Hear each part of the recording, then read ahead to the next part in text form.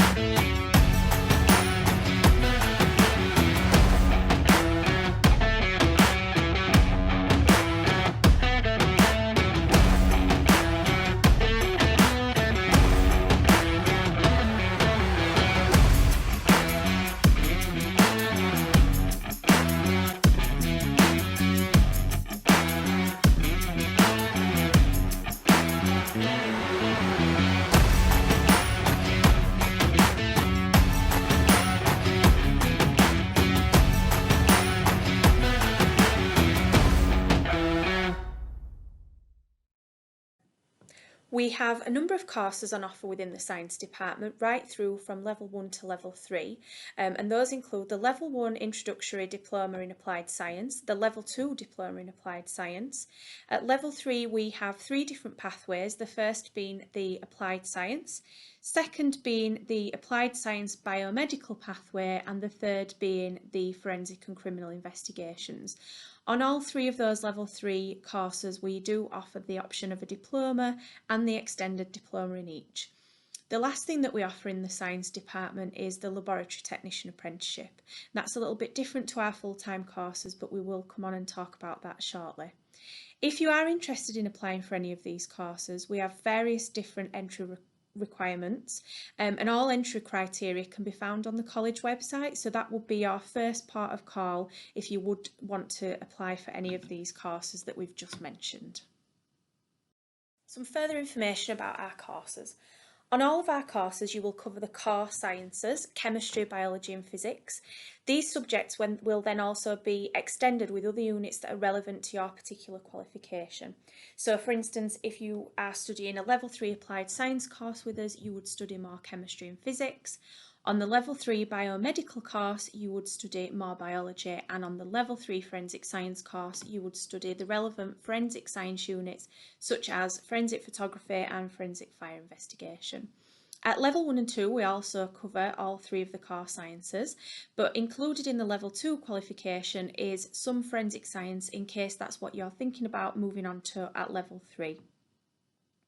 All students on our science courses will take part in compulsory work placements, and those will be in a relevant field to enhance their job and university applications. We've had various students go on to lots of different placements over the years. These include at the hospital, in the radiography department. We've had students go to Syngenta and work in their labs there. We've had forensic science students go off to various different universities to work within their forensic science departments. In terms of the timetable for the courses, you'll usually be timetabled for 3 to 4 days per week, and that will include all of your units. Please don't panic if you don't get your English and Maths at grade 4 before you join us. We've definitely got a course for you.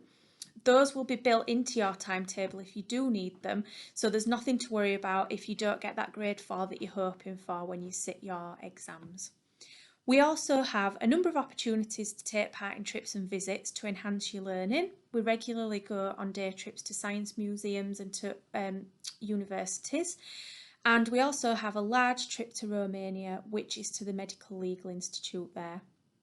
Once there, we take part in some postmortems with them, and we also work with them on some lectures with things like ballistics and other forensic science topics.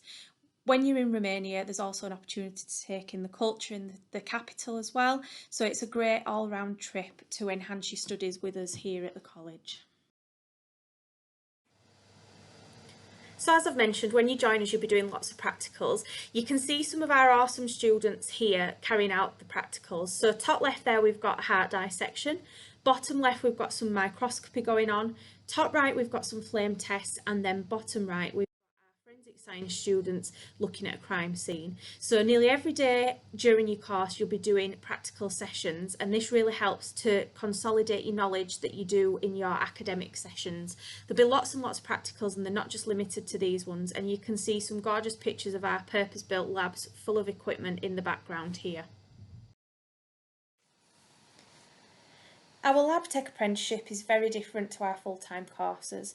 Within the apprenticeship, you will gain work experience, earn money and complete qualifications at the same time. So you need to find an employer to complete your apprenticeship, but we regularly advertise any vacancies on our website.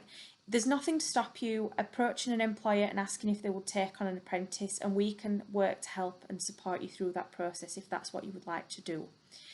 Alongside your apprenticeship, you will complete a level 3 BTEC in applied science, so that's what you'll do with us in college. So that'll be 1 day per week, and the other 4 days will be spent in your workplace developing the behaviours and skills that you need within your role. You'll also complete a level 3 MVQ and lab and associated activities, and this will take place in the workplace, and you'll have a dedicated assessor that comes out and assesses you in the workplace and the behaviours and skills that you developed while you're there. The apprenticeship duration is approximately 24 months. It can be a little bit longer depending on when you start with us, and it's assessed by Endpoint Assessment. So what that means is an external person will come into your workplace who's an expert in the field and have a look at your behaviours and skills, ask you some questions and do the assessments with you on that day, and then you will get your result from your apprenticeship. Why study on a science course? So our science courses prepare learners for their next steps in their career, so that could be university, apprenticeships or full-time work. You'll gain really extensive practical skills working in our 6 purpose-built labs alongside the academic skills that you'll learn on our courses. There is a lovely picture of one of our labs on this slide, and we've got 6 labs which include chemistry, biology and forensic science labs, and they're all set out a little bit differently to allow you to take part in the different subjects that we teach in there. So for instance, we've got a huge forensic science lab that has got a giant table all across the middle of the lab, and that's to allow for evidence analysis when you're doing your crime scene analysis. So you can spread out, have a look at your evidence, see what you're looking at, and do all the analysis that you need without having to move any of the evidence around the room. Previous science students have gone on to be very successful and are now working in a number of different areas. So that's pharmacy, radiography, forensic science, biomedical sciences. And we've also had people go off to courses that are not scientific based. So we have sent people off on accounting, business, fashion, marketing, management, lots of different things, because universities are keen to pick up science students because they know that you're academic, you're analytical thinkers, and you've got a level of academic ability when you leave us at level 3. So if you did decide that science wasn't for you while you were with us, please don't worry. We can get you onto a whole host of different courses, and you can use the skills that you've gained with us here in science to take you on to the next steps in your career. Equipment needed for your science courses.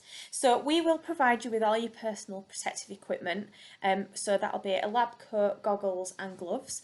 If you would like to purchase your own lab coat, we welcome you to do so. In the past, we've had learners design their own lab coats, and we encourage you to be creative. We absolutely love to see your designs. We've had all sorts in the past, ranging from tie-dye, a full-scale Albert Einstein on the back of a lab coat, and embroidery on the front. So, you know, anything that you can think of, we're happy for you to express yourselves and your personality through your lab coats. The other equipment that's needed is just the general college equipment, so pens, pencils, notebooks, ruler and a scientific calculator. Please don't spend a lot of money on a scientific calculator. You can now get really decent calculators in the pound shop, and we would advise that you just go get one of those because it'll save you quite a lot of money. One important thing to note is that students really do need a folder for storing the classwork neatly. They will be studying on a number of different courses, so when you start getting lots of notes all together, it quite easily can get mixed up. So it's a really good idea to have some folders, some plastic wallets and some dividers, just so you've got everything stored neatly. We set really high expectations of our students because we want to see you succeed on our courses. You must come to college ready and prepared for a lot of hard work. Alongside that, you need to make sure you're always carrying your college ID, that you attend all of your classes, you follow any health and safety practices at all times when working in our labs, because they can be quite dangerous places. And you must always respect everybody in the college community. We do also ask that you don't book holidays and other appointments during lesson times. You will only be in for a maximum of 3, maybe 4 days at most, so you can arrange them outside that time. The main point is that you must take responsibility for your learning and progress on the course. Without you taking responsibility for that, we can do everything we can on the other side, but you really need to be there with the motivation and determination to succeed. As long as you've got that, we'll support you fully to reach those merits and distinctions and be really successful on the course and see you progress either onto the next level or off to university or a career in the science industry. If you do have any questions, please type them into the chat and we'll do our best to answer them. Hope you found that useful. Now we're going to go over to Alan, who will answer the questions that you've typed in. Are you ready to go, Alan? Right, yeah, to go. Brilliant. Okay, so first question. I'm doing combined science. Is this accepted instead of individual sciences?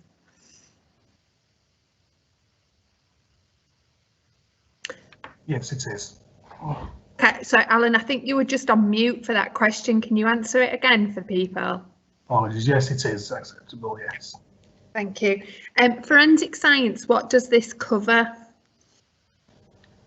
So forensic for photography, for example, crime scene investigation, accident investigation, fire investigation, lots of different techniques for analysing microbiology. So looking at organisms, so using microorganisms to date a crime scene, so we know timescales, lots of different aspects in forensics in terms of the science applications. Okay, I enjoy chemistry. Which is the best BTEC for me to choose? It would probably depend on what it was that you wanted to do at the end of the course. If you're not sure, then we often advise that the applied route is possibly the better route. Okay, and we've got somebody who needs to get, is looking at the hours of lessons. Do you know how many hours a week they're in? Well, students are expected to be in on timetable 3 to 4 days a week, and depending on whether you do the diploma or the extended diploma will depend on the number of hours that you're actually physically in college. Other hours for the rest of the week, so they are full-time courses. Students are expected to be completing independent learning, assignment work, etc. during that time. You don't run to a set day, do you, though, like school, so lessons could be at different times? They could be at different times throughout the days, yes. Yeah, so for that person who's typed in the question, the timetable is only set when we get students enrolled, and it's not like school where lessons would always start at 8:30, 9 o'clock. They could finish at different times. Next question, how many exams are involved in medical? So on the new BTEC, if you are on, so for a level 3 course, there are 2 exams in the first year and 2 exams in the second year. I would have to double check on the level 2, I'm not sure on that one. Depends on which course that we're talking about. Okay, we've got somebody who's wanting to go into nursing but study science. Is medical the best route for them? Absolutely, the biomedical route. And then are BTECs acknowledged by universities? They are, yes. The BTEC diploma, you would need to do a top-up year, either with college or as an access year at university. On the extended diploma, that is the equivalent of 3 A levels. So it's just as recognised, and universities accept that on UCAS applications. Okay, I love the science ones because words always come up and jobs that I can't pronounce, so apologies if I get this one wrong. Can you become a meteorologist by doing this course? Short answer, I wouldn't be able to tell you 100%. The best thing to do would be check with the university that would offer meteorology at degree level as to what qualification that they would expect to see. Okay, we've got a question around students with learning difficulties. Can we cater for them starting at level 1? Absolutely. We have a full support team. Students study on science that do have education, health and care plans. We will look at individuals and support them on a one-to-one basis depending on what their needs are. Okay, and then the next one is, can you go from level 1 all the way through to finish a level 3 qual? You can, absolutely. I have a young man that's in his first year of his level 3 that came to us on a level 1 course. So it's absolutely possible. Okay, we've got a question around what facilities there are. So we've got fully catered labs that cover all 3 disciplines, so physics, chemistry and biology. Also cover for the forensics side in terms of being able to set out crime scenes. We can do all the usual experiments and investigations, probably more than what you would see in a secondary school. They are purpose-built laboratories. Okay, how long does it take to complete the extended diploma? The extended diploma is a 2-year course. Okay, we've got a question around wheelchair accessibility. We've got lifts that go direct to science, haven't we? We have indeed, yes. And will they work in the labs as well for wheelchair accommodation? Yes. Yeah, I think for that person, what we need to do is if you apply to the college and put that on your application, then the student support team will get in touch with you and go through more specific things, including checking routes and accessibility. Okay, next question is, can I go on to be an optometrist? Yes, we've had a number of students that have gone on to study optometry at university after studying science. Can I combine the forensics with the medical? No, it would be one route or the other, unfortunately. Right, so will our GCSE results have an effect on what classes we can take?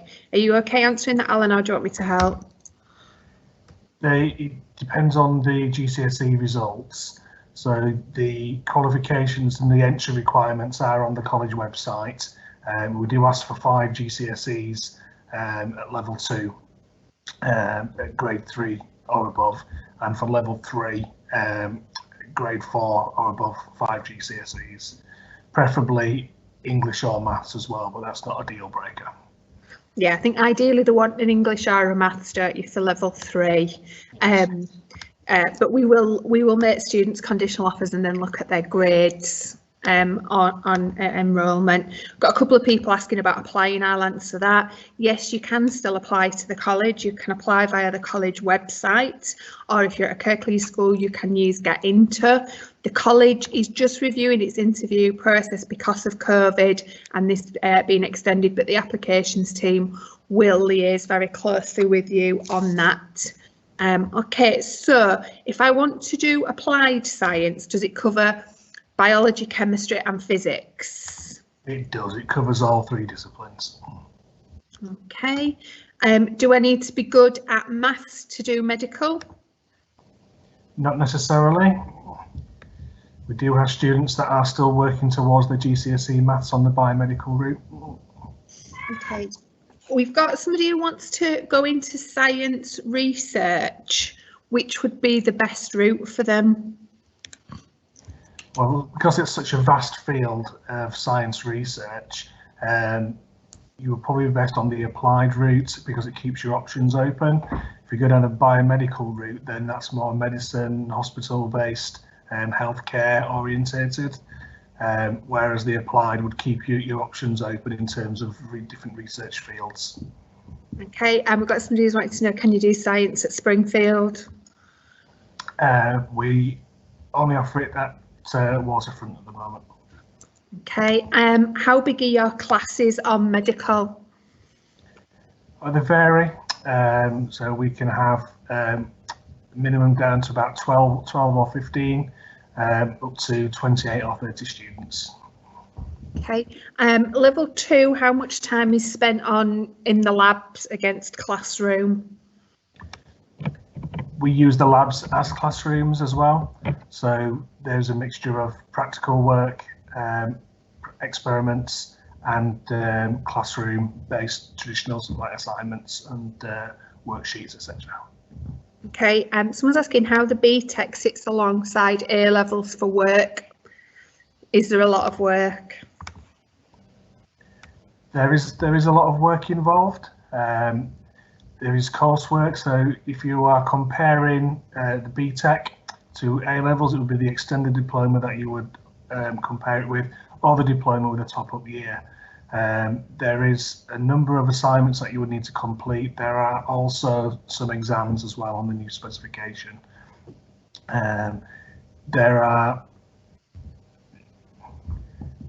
It's a mixture, so it's not the same as A levels, which is all exams based. So you've got a lot of coursework as well to do. But the new specifications, it's quite a nice mix in that in the diploma you'd have the first year 2 units are exam and 2 units are coursework. So it's 50-50 and the same in the second year. Okay, and then someone's saying if I get on the level 3 and I don't get my maths, can I resit my maths as well?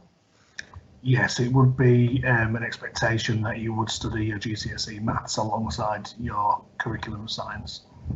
Okay, this one's about an apprenticeship, Alan, so apologies if you can't answer it. Can you still go down the medical route later on if you did the lab technician apprenticeship? Probably would need to look at a separate application for the biomedical course.